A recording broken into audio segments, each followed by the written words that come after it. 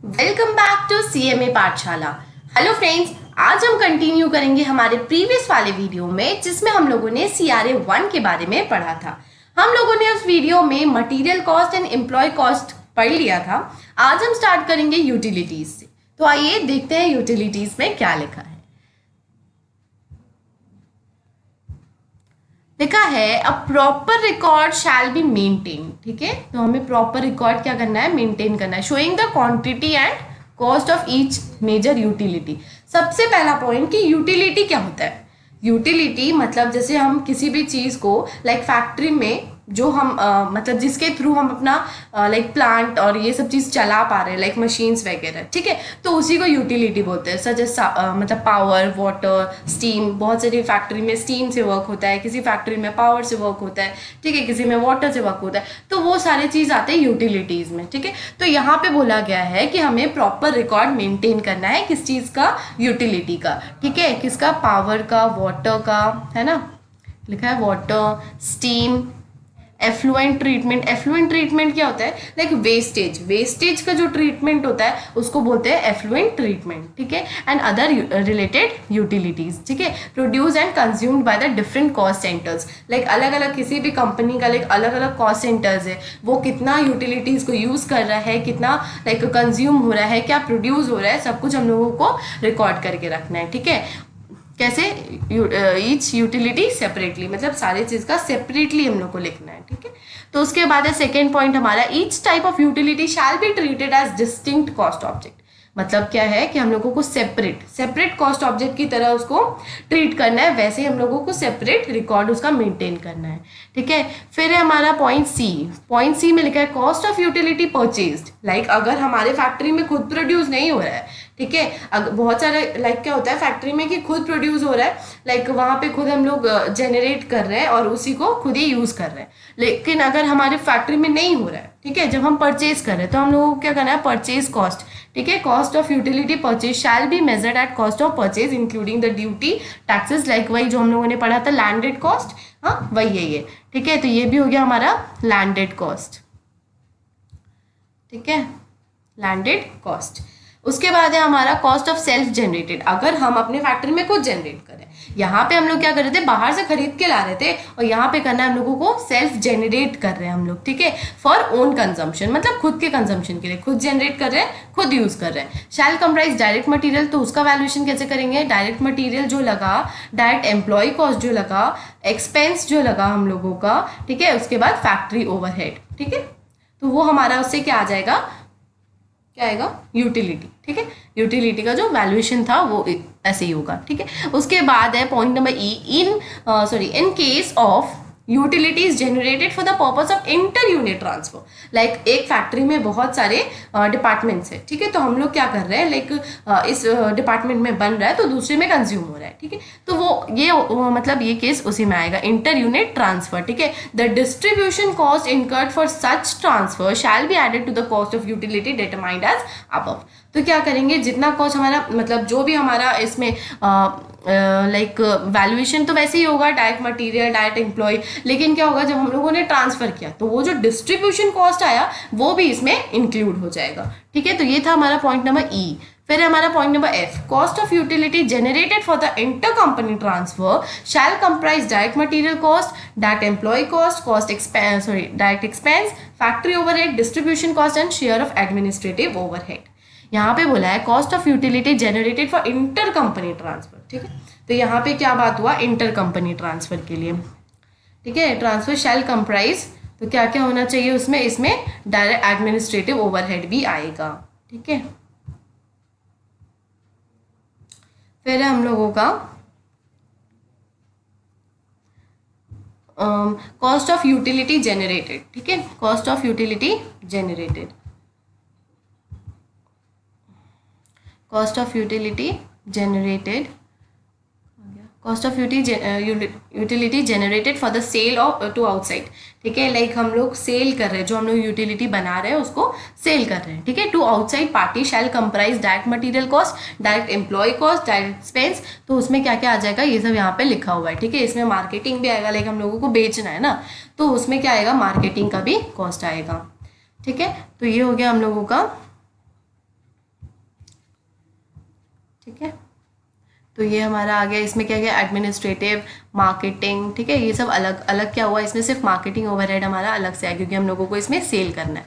Like इसमें क्या था, ये मतलब ये चारों पॉइंट मतलब एक ही टाइप के, ठीक है। तो इसमें क्या है, कॉस्ट ऑफ सेल्फ जनरेटेड, मतलब इसमें क्या किया हम लोगों ने, सेल्फ जनरेट किया, खुद कंज्यूम किया। सेकेंड पॉइंट में क्या था कि in case of utility generated for the purpose of inter unit, like inter unit transfer था। और इसमें क्या था, इंटर कंपनी ट्रांसफर, एक कंपनी से दूसरे कंपनी में, और इसमें एक कंपनी से दूसरे एक यूनिट से दूसरे यूनिट में। और इसमें क्या था, मतलब आउटसाइड पार्टी, मतलब किसी और ही पार्टी को हम लोग सेल कर रहे हैं, ठीक है। तो इसमें हमारा सेल का भी अलग से चार्जेस आ जाएगा। इसमें इंटर कंपनी था तो इसमें क्या एडमिनिस्ट्रेटिव ओवरहेड आएगा, ठीक है। उसके बाद अगर सेम यूनिट में हुआ तो क्या चार्जेस आएगा, मार्केटिंग लाइक डिस्ट्रीब्यूशन का कॉस्ट आएगा, ठीक है। तो ये हमारा हो गया, ये पॉइंट सिमिलर है, ठीक है, एक दूसरे से कनेक्टेड है।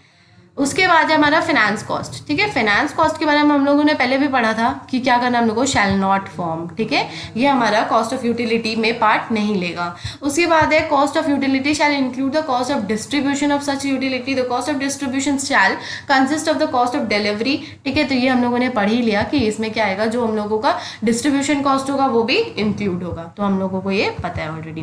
फिर लिखा है cost of utility shall not include imputed cost, तो ये हम लोग पहले भी पढ़े थे कि इम्प्यूटेड कॉस्ट हम लोगों को नहीं लेना है, ठीक है।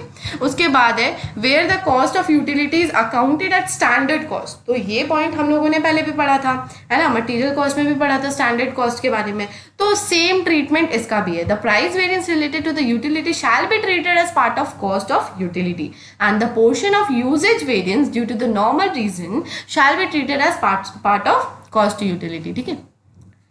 Usage variance due to the abnormal reason shall be, जो एबनॉर्मल की वजह से जो आएगा, ठीक है, एबनॉर्मल रीजन जो रहेगा वो हमारा एबनॉर्मल कॉस्ट की तरह ही ट्रीट होगा। उसके बाद है एनी सब्सिडी और ग्रांट, तो ये भी हम लोगों ने पहले पढ़ा था। तो ये सब क्या हो गया, हमारा कॉमन पॉइंट्स हो गया, ठीक है। तो ये सब क्या हो गया, हमारा कॉमन पॉइंट्स। कौन कौन सा था, ये यहाँ से लेके यहाँ तक, या तो ये हमारा कॉमन पॉइंट्स, सी लिख लेते हैं, ठीक है।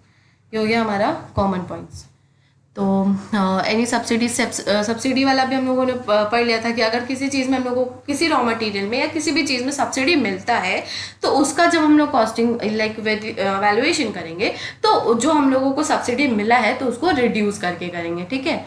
उसके बाद है हमारा cost of production distribution of utility shall be determined based on the normal capacity और actual capacity utilization whichever is higher, ठीक है। तो बोला है इसमें कॉस्ट ऑफ प्रोडक्शन, ठीक है, जो हमारा प्रोडक्शन का कॉस्ट है, एंड डिस्ट्रीब्यूशन ऑफ यूटिलिटी, मतलब यूटिलिटी का प्रोडक्शन एंड डिस्ट्रीब्यूशन का जो कॉस्ट आएगा शैल be determined based on the normal capacity. क्या किस मतलब कौन से बेसिस पे वो होगा, डिटरमाइन किस बेसिस पे होगा, नॉर्मल कैपेसिटी पे या फिर एक्चुअल कैपेसिटी पे, नॉर्मल या फिर एक्चुअल कैपेसिटी पे, विच एवर इज हायर, है ना, यहाँ लिखा है whichever is higher and unabsorbed cost, ठीक है। फिर लिखा है if any shall be treated as abnormal cost, ठीक है। अगर किसी को भी अगर मतलब कोई उसमें से एबनॉर्मल कॉस्ट होगा तब हम लोग उसको क्या करेंगे, एबनॉर्मल कॉस्ट मानेंगे, सॉरी अनऑब्जर्व कॉस्ट मानेंगे,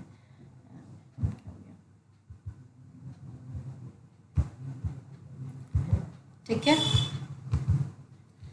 फिर देखते हैं पॉइंट नंबर एन, ठीक है। पॉइंट नंबर एम भी हो गया हम लोग का, ये उसमें नहीं था कॉमन कॉस्ट में।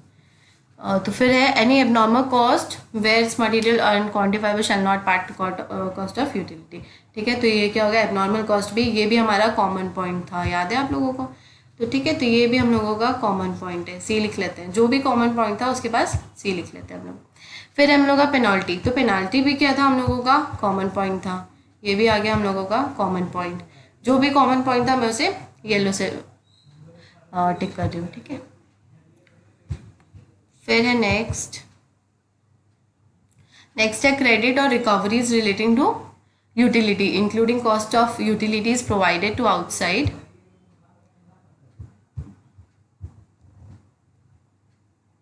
ठीक है। यहाँ है कॉस्ट और रिकवरी, ठीक है। किसी तरह का कॉस्ट या फिर रिकवरी हुआ तो वो क्या करेंगे हम लोग उसमें से रिड्यूस कर देंगे, ठीक है, उसको हम लोगों को नहीं लेना है, डिडक्ट कर देना है, ठीक है। उसके बाद है any change in the cost accounting standard, ये भी कॉमन पॉइंट था, रिमेंबर कॉस्ट, ये भी हम लोगों का मतलब कॉमन पॉइंट था, ये भी कॉमन पॉइंट था, तो यही सब क्या हो जाएगा, अगर कॉमन पॉइंट टिक कर लोगे आप तो क्या याद रहेगा हमेशा कि ये सब कॉमन पॉइंट है, ये बार बार नहीं पढ़ना है, ठीक है। ये भी हमारा कॉमन पॉइंट था कि अगर किसी तरह का हम लोग का अकाउंटिंग प्रिंसिपल है, मतलब हम लोगों को चेंज करना है, तो हम लोगों को उसका डिस्क्लोजर देना होगा और उसका अप्रोप्रिएट मतलब रीज़न बताना होगा कि किस वजह से हम लोग चेंज कर रहे हैं। और अगर उसके चेंज करने से मतलब चेंज करने पे हमारा बहुत ज़्यादा बेनिफिट हो रहा है तभी हम चेंज कर रहे हैं, अदरवाइज ऐसे नहीं कर सकते, ठीक है। उसके बाद हमारा जो पॉइंट है वो लिखा है while assigning the cost of utility traceability. Traceability के बारे में भी हम लोगों ने पहले ही पढ़ा था कि ट्रेसेबिलिटी अगर ट्रेस हो पाएगा इजीली तो उसको क्या करेंगे, उस कॉस्ट ऑब्जेक्ट में डाल देंगे, ठीक है। उसके बाद अगर हम लोग नहीं हो पाएगा, नॉन ट्रेसेबल रहेगा, ठीक है, नॉट डायरेक्टली ट्रेसेबल, तो क्या करेंगे, उसका अपोर्शनमेंट करेंगे, ठीक है, अपोर्शनमेंट हो जाएगा उसका। फिर है हमारा point number F, sorry T है, गलती हो गया, so point number T, the most appropriate basis of distribution of cost of utility of the department consuming service is to be derived from usage parameter, ठीक है। जैसे हम लोगों को यूजेज पैरामीटर के बेसिस पे, मतलब कितना यूज़ हुआ उसके बेसिस पे हम लोगों को अप्रोप्रिएट मतलब बेसिस जो उसका निकालेंगे उसी बेसिस पे होगा कि कितना यूज़ किया गया, ठीक है। तो ये हमारा ख़त्म हुआ यूटिलिटी। अब स्टार्ट करेंगे डायरेक्ट एक्सपेंस से, ठीक है। तो स्टार्ट करते हैं डायरेक्ट एक्सपेंस। फर्स्ट पॉइंट है हमारा प्रॉपर रिकॉर्ड, ठीक है। तो सब में हम लोगों ने यही देखा है फर्स्ट पॉइंट की प्रॉपर रिकॉर्ड हम लोगों को मेंटेन करना होता है। तो proper record shall be maintained, ठीक है, in respect of direct expense, ठीक है, in such a manner as to enable the company to book these expenses cost centre wise, ठीक है। तो हम लोगों को किसके अकॉर्डिंग करना है, कॉस्ट सेंटर वाइज करना है, कॉस्ट ऑब्जेक्ट वाइज करना है, डिपार्टमेंट वाइज करना है विथ रेफरेंस टू गुड्स और सर्विसेज, ठीक है। तो ये था हमारा फर्स्ट पॉइंट। सेकेंड है हमारा direct expense. Direct expense incurred for the use of bought out, ठीक है। मतलब यहाँ पे परचेज के बारे में बताया गया कि अगर जो भी हम लोग एक्सपेंस लाइक जो परचेज करके ला रहे हैं हम लोग, तो यहाँ परचेज कॉस्ट के बारे में बताया गया, shall be determined at invoice, ठीक है। तो इनवॉइस रेट जो रहेगा, इनवॉइस प्राइस, उसी पे हम लोगों को उसको एक्सपेंस को कंसिडर करेंगे, उसी पे रिकॉर्ड करेंगे, ठीक है, इंक्लूडिंग ड्यूटीज एंड टैक्सेस, ठीक है, other expenditure directly attributable thereto net of trade discount, ठीक है। ट्रेड डिस्काउंट वगैरह जो रहेगा वो सब लेस कर देंगे, वो तो बहुत कॉमन पॉइंट हो गया, अभी सब बताने का जरूरत ही नहीं है, ठीक है। फिर हमारा point number C, other direct expense shall be determined on the basis of amount incurred in connection therewith, ठीक है। Other direct expense shall be determined on the basis of amount incurred in connection therewith. तो other जो हम लोग का direct और जो extra जो डायरेक्ट एक्सपेंस आएगा तो वो किस बेसिस पे आएगा, determined on the basis of amount, ठीक है। तो अमाउंट के बेसिस पे उसको हम लोग करेंगे रिकॉर्ड, ठीक है। उसके बाद हम लोग का डायरेक्ट एक्सपेंस पेड और इनकर्ड इन लमसम। लमसम मतलब क्या होता है, एग्जैक्ट। हम लोगों को जनरली हम लोग बोलते हैं लमसम को यूज़ करते हैं लाइक थोड़ा बहुत लाइक उस टाइप के सेंस में यूज़ करते हैं, लेकिन लमसम का एग्जैक्ट मतलब होता है, ठीक है। और विच, ठीक है, और which are in nature of one time payment, ठीक है। डायरेक्ट एक्सपेंस पेड और इनकर्ड इन एग्जैक्ट और which in nature of one time payment shall be amortised. क्या करेंगे, अमोर्टाइज करेंगे on the basis of estimated output और benefit to be derive from such direct expenses.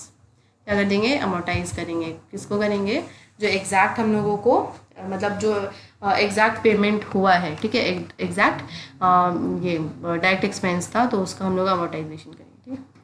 उसके बाद है हमारा if an item of direct expense does not meet the test of materiality it can be treated as overhead. मतलब like बहुत छोटा amount, ठीक है, लाइक डायरेक्ट एक्सपेंस में तो कुछ भी हो सकता है ना, छोटा बहुत लाइक 1000 रुपये का कुछ एक्सपेंस है तो वो सब हम लोग इंक्लूड नहीं करते, वो भी लाइक ज़रूरी नहीं 1000, जैसे बहुत सारे कंपनी के लिए तो नहीं, लाइक छोटे दुकानदारों के लिए क्या होगा कि 1000 रुपये भी बड़ा अमाउंट होता है, लेकिन बड़े बड़ी कंपनीज में 1000 रुपये की कोई वैल्यू नहीं। तो मटीरियलिटी देखना है कि वहाँ के लिए वो मटेरियल है या नहीं है, ठीक है। तो मटेरियलिटी बहुत बड़ा फैक्टर होता है।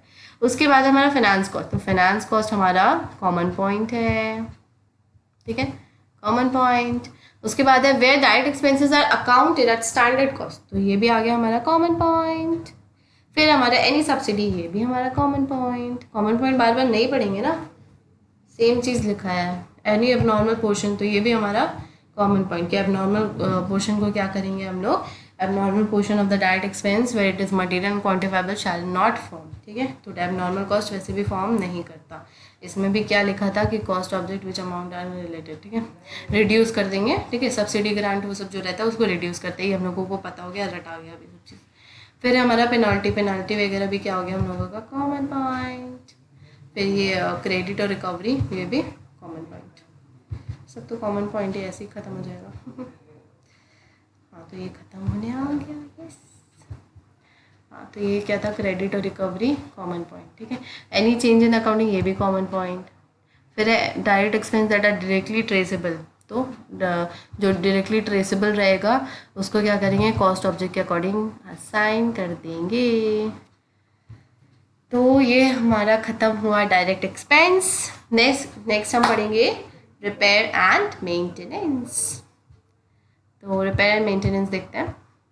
रिपेयर एंड मेंटेनेंस फर्स्ट लिखा है प्रॉपर रिकॉर्ड। सब में वही करना है कि हम लोगों को सब चीज़ का प्रॉपर रिकॉर्ड होना चाहिए, ठीक है। बड़ी बड़ी कंपनियों में लाइक हर चीज़ का करोड़ों में एक्सपेंस होता है, तो हर चीज़ का हम लोगों को प्रॉपर रिकॉर्ड होना चाहिए कि कुछ भी कभी भी कुछ हो तो डायरेक्टली उसको हम लोग ट्रेस कर पाए कि कहाँ पे एक्चुअल प्रॉब्लम आ रही है, ठीक है। तो यहाँ पे क्या था हम लोग का proper record showing the expenditure incurred by the workshop, total room on repair, ठीक है, maintenance in the various cost centre department. तो क्या करेंगे department wise cost centre wise, तो हम लोग क्या करेंगे इसका प्रॉपर रिकॉर्ड रखेंगे कहाँ पे क्या एक्सपेंस लगा है।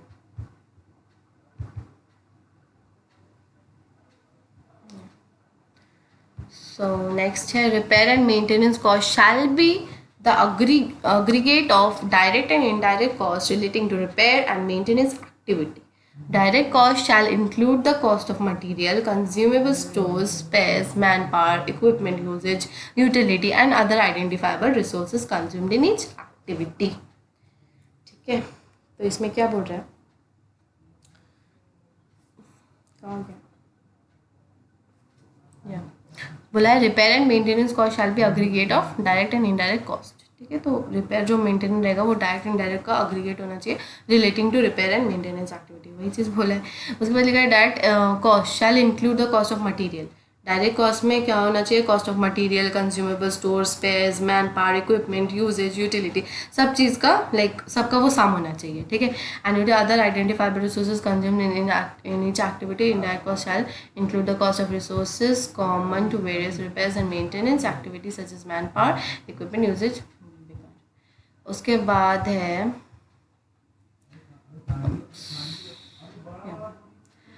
बाद है cost of in house repair, ठीक है। कभी कभी क्या होता है लाइक हम लोग अगर कुछ बिगड़ता है तो हम लोग क्या करते हैं घर पे ही उसको, मतलब घर पे लाइक फैक्ट्री में ही उसको ठीक कर लेते हैं, है ना। लाइक खुद से कभी कभी हो जाता है, ठीक है। तो खुद से करने पे क्या होगा, shall include cost of material, है ना, कंज्यूमेबल स्टोर्स, स्पेयर्स, ये सब जो लगेगा, मैन पावर, ठीक है, इक्विपमेंट यूजेज, ठीक है, यूटिलिटी एंड अदर रिसोर्सेज। तो जो भी मतलब लगा वो सब क्या होगा, वो आएगा हमारा रिपेयर एंड मेंटेनेंस में।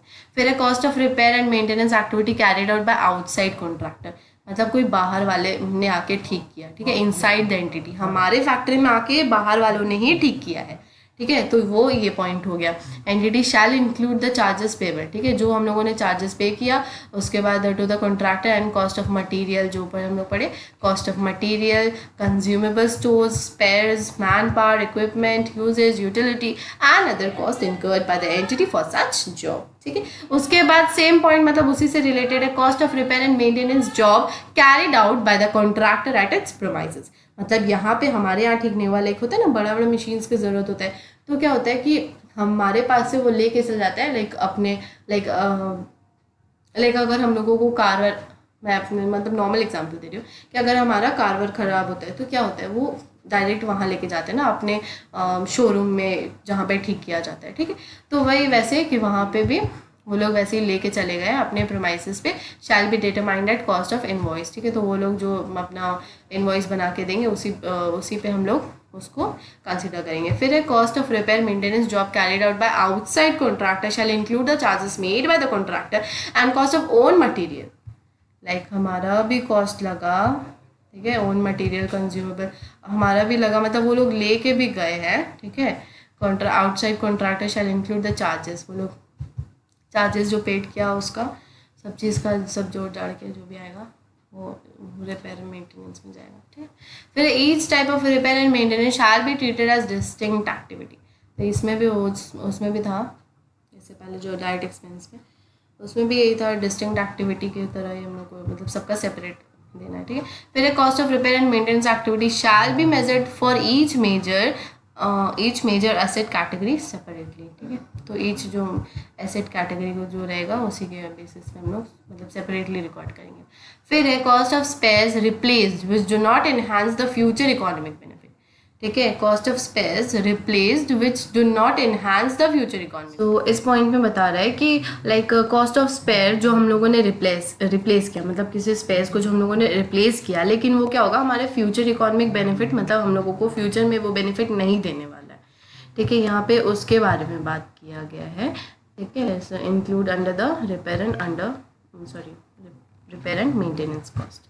उसके बाद है हमारा point number J, high value spare when replaced by a new spare and is reconditioned, ठीक है। जो हमारा हाई वैल्यू स्पेयर था, ठीक है, तो उसको हम लोगों ने क्या किया, रिप्लेस कर दिया एक न्यू स्पेयर से, ठीक है। एंड इज रिकंडीशन, ठीक है, तो उसको क्या किया गया, मतलब उसको दोबारा रिकंडीशन कराया गया, which is expected to result in future economic benefit, तो क्या होगा उससे, क्या होगा वो फ्यूचर में हम लोगों को इकोनॉमिक बेनिफिट दे सकता है। The same shall be taken into stock, तो उसको क्या करेंगे हम लोग स्टॉक में, तो उसको क्या स्टॉक में कंसीडर करेंगे, ठीक है, क्योंकि वो हम लोगों को इकोनॉमिक बेनिफिट देने वाला है, गंदा हो गया, ठीक है। तो वो क्या करेगा हम लोगों को स्टॉक में इंक्लूड करेंगे, ठीक है। मतलब स्पेयर्स का भी मतलब इन्वेंट्री अकाउंट बनता है, सो उसी के लिए है ये। Such a spare shall be valued at an amount that measures its service potential in relation to a new spare, which amount shall not exceed the cost of reconditioning spare. Like इसमें ये बताया गया ना कि जैसे वो हम लोगों ने उसको रिकंडीशन करवाया, लेकिन जो उससे हम लोगों को बेनिफिट मिलने वाला है, लाइक हम लोगों ने एक्सपेंस लगाया उसको रिपेयर कराने में 20,000 रुपये, ठीक है, लेकिन हम लोगों को पता है जो इकोनॉमिक बेनिफिट उससे मिलेगा वो सिर्फ 10,000 रुपये का मिलेगा, लेकिन फिर भी हम लोगों ने उसको रिपेयर करवा के रखा कि अगर वो हो सकता है कि वो अगर नहीं रहे तो हम लोगों को उससे ज़्यादा का लॉस हो सकता है, ठीक है। तो इसीलिए उसको रिपेयर करवा के रखा जाता है और उसको हम लोग मतलब स्टॉक में इंक्लूड करते हैं, ठीक है। फिर हमारा पॉइंट नंबर के बोला the cost of major overall shall be amortized on a rational basis, फिर है फिनेंस कॉस्ट, ये हो गया हमारा, ठीक है। यहाँ पे बोलेगा शैल नॉट फॉर्म, ठीक है, तो ये भी हमारा कॉमन पॉइंट था, ये रिपेयर में इम्प्यूटेड कॉस्ट नहीं इंक्लूड होगा। फिर है प्राइस वेरिएंस, ये भी स्टैंडर्ड कॉस्ट वाला ही पॉइंट है, ठीक है। उसके बाद है सब्सिडी और ग्रांट, तो क्या होगा उससे रिड्यूस हो जाएगा अमाउंट से। फिर any repair maintenance cost resulting from some abnormal circumstances, तो क्या होगा वो एबनॉर्मल कॉस्ट में जाएगा, ठीक है। And shall not form part of the repair and maintenance, ठीक है। उसके बाद फाइन पेनल्टी, ये सब क्या होगा, ये भी हम लोगों का शैल नॉट फॉर्म पार्ट, ठीक है, ऑफ द रिपेयर, सब कॉमन पॉइंट्स है। फिर क्रेडिट और रिकवरी, ये भी कॉमन पॉइंट है। Any change in accounting policy, ये भी कॉमन पॉइंट है। फिर है repair and maintenance cost shall be traced, तो जिसको ट्रेस करेंगे वो क्या होगा लाइक कॉस्ट ऑब्जेक्ट में उसको डालेंगे, ठीक है। फिर है where the repair and maintenance cost is not directly traceable, जिसको हम लोग डायरेक्टली ट्रेस नहीं कर सकते हैं उसका क्या ट्रीटमेंट होगा, यहाँ पे कुछ मतलब अलग ट्रीटमेंट है, ठीक है। तो यहाँ पे जिसको हम लोग ट्रेस नहीं कर सकते हैं उसके लिए बोला assign based on either the following two principle पे उसको हम लोग मतलब असाइन करेंगे, ठीक है। अपोर्शनमेंट जो हम लोग करते थे वो उसका 2 मेथड दिया हुआ है। तो फर्स्ट है cause and effect. Cause is the process और ऑपरेशन और activity and effect is the incurrence of cost, ठीक है। तो कॉज एंड इफेक्ट और बेनिफिट रिसीव्ड, तो क्या उसका मतलब कॉज और क्या उसका इफेक्ट हुआ, ठीक है। उसके बाद है बेनिफिट रिसीव, तो कितना उससे बेनिफिट रिसीव हुआ उसके अकॉर्डिंगली हम उसको अपोर्शनमेंट करेंगे उसका। उसके बाद है हम लोगों का if the repair and maintenance cost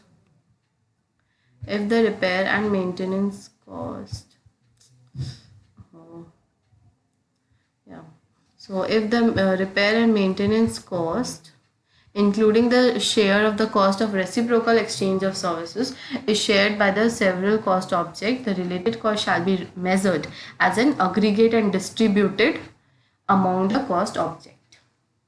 तो ये हमारा था पॉइंट नंबर, लास्ट पॉइंट था, ठीक है, बी.